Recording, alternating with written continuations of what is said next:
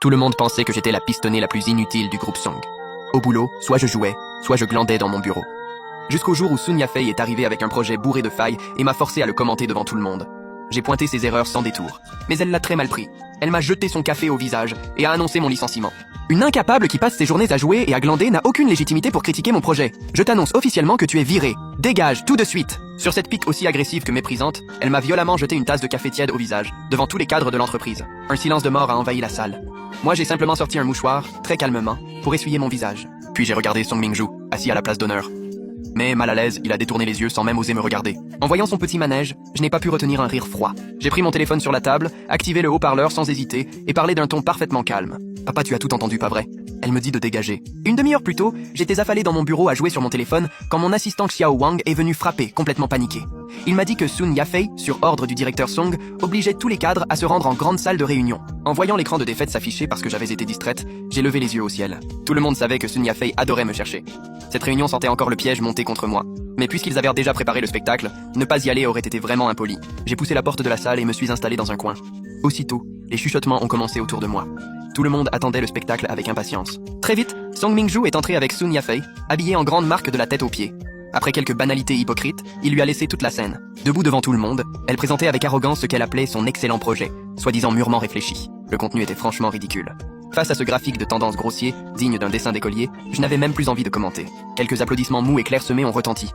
Tout le monde comprenait le problème, mais qui aurait osé parler? Le dernier responsable marketing qui avait osé la contredire avait été licencié dès le lendemain par Song Mingju, sous un prétexte bidon. Avec le patron pour la couvrir quoi qu'elle fasse, personne ne voulait se suicider professionnellement. Comme elle n'avait pas reçu l'ovation attendue, Sun Yafei a commencé à perdre la face. Elle a claqué des talons jusqu'à moi, a regardé mon téléphone encore allumé de haut et a lancé d'un ton sarcastique. « Manager Chi, je vois que vous n'avez pas arrêté de jouer. Vous avez quelque chose à redire à mon projet? Évidemment. Ça y est, elle commence. Oh non, pas du tout. Donc vous en avez bien un. Dans ce cas, dites-le.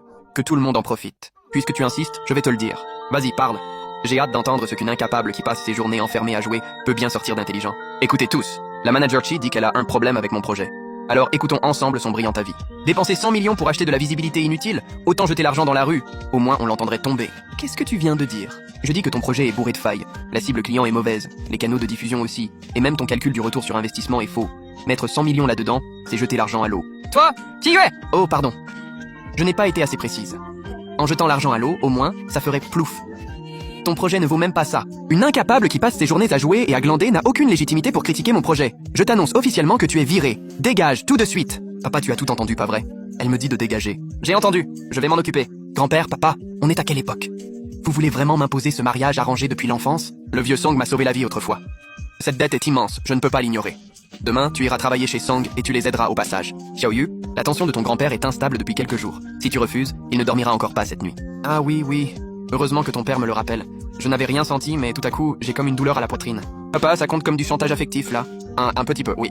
D'accord, j'irai. J'ai entendu, je vais m'en occuper. Parle au plus vite à grand-père et fais-moi rentrer à la maison. À cause d'une vieille promesse, il doit vraiment laisser sa petite fille se faire humilier? Je sais ce que je fais. Ne t'inquiète pas, Xiao Yue. En 6 mois, j'ai fait entrer en bourse le groupe Song, qui était au bord de la faillite. Et j'ai même transformé Song Mingju en star du monde des affaires à Jiangcheng. Pourtant, tout ça n'a pas résisté à une hypocrite qui ne sait que jouer la comédie. Fais-moi rentrer, vite. Je ne voulais rien dire, mais tu m'as forcé. Et maintenant que je l'ai dit, tu ne le supportes plus. Sun Yafei, tu es sûr que tout va bien dans ta tête? Chiyue, tu te crois où? Dans ton salon? Tout le monde ici travaille sérieusement. J'ai déjà atteint mes objectifs annuels. Alors, où est le problème si je joue un peu? Je te l'ai dit, tu es viré. Si tu ne dégages pas, j'appelle la sécurité. Directeur Song, regardez-la. Sous prétexte de ce mariage arrangé qui n'a jamais existé, elle fait tout ce qu'elle veut dans l'entreprise et ne respecte aucune règle. J'ai voulu la rappeler à l'ordre, mais elle ne me respecte absolument pas. La manager Chi a vraiment ce genre de lien avec le directeur Song? Pas étonnant qu'elle joue toute la journée sans que personne ne dise rien. Chiyue, tes résultats sont bons, c'est vrai. Mais ici, c'est le groupe Song, pas chez toi. Fei Fei vient d'être très clair.